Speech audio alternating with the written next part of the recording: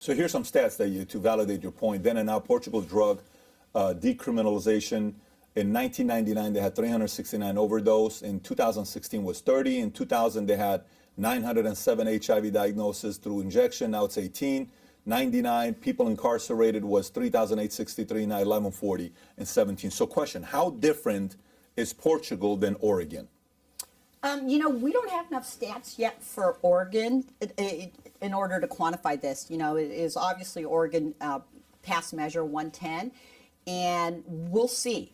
Because I think that, as much as I'm a firm believer in sensibly regulating all drugs, because I'd rather have the government in charge of potency and the FDA and those, officials. But full decriminalization like Oregon has done is, I think, going to be the wave of the future, because even last night in President Biden's speech, for the first time we mentioned harm reduction. And for the first time, I think that we're actually going to be investing in public health interventions almost at the rate that we now do for supply side interdiction.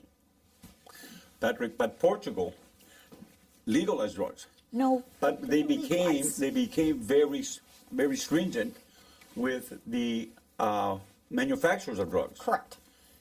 They really controlled them. In other words, they controlled the amount of drugs that these pharmaceutical companies were manufacturing and selling.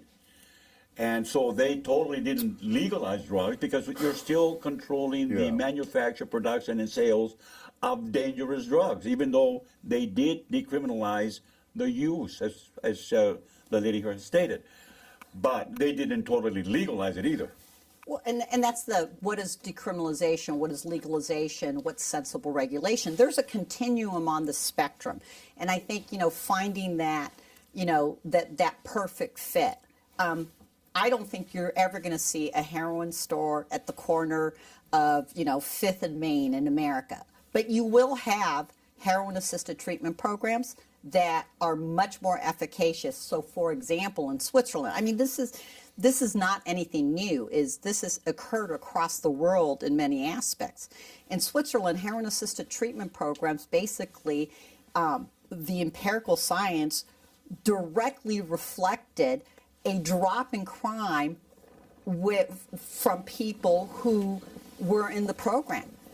People got off welfare. They reintegrated into their families, their communities. And so we know public health interventions long term are much more efficacious than using the hammer of the criminal justice system. If you enjoyed this short clip, give us a thumbs up and subscribe to the channel. And if you want to watch the whole thing, click over here.